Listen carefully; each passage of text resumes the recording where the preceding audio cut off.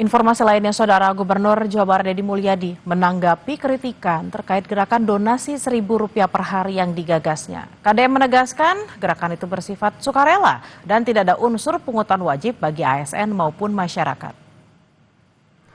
Di sela-sela sidang paripurna hari jadi Kabupaten Indramayu, Deddy Mulyadi menyebut gerakan donasi Rp1.000 per hari bertujuan untuk membantu meringankan masyarakat kurang mampu di Jawa Barat. Namun gerakan ini bersifat sukarela dan tidak diwajibkan. Deddy Mulyadi berharap lewat gerakan Rp1.000 per hari di tahun 2026 mendatang tidak ada lagi video rumah warga ambruk atau pelajar di Jawa Barat yang tidak punya baju seragam sekolah dan viral di media sosial. Kalimat nolak itu kalau diwajibkan baru nolak. Nah ini nggak ada kewajiban kok.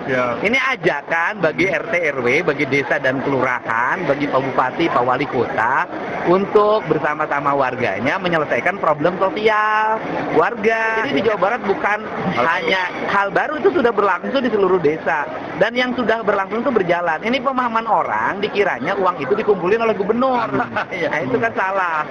Saya nggak mau di 2026 ada viral-viral lagi orang nggak punya baju pramuka, nggak punya sepatu.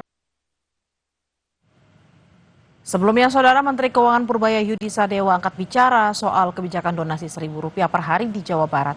Kata Purbaya, penarikan donasi itu sepenuhnya kebijakan pemerintah daerah yang memastikan pemerintah pusat tak mewajibkan baik masyarakat ataupun ASN untuk melakukan donasi.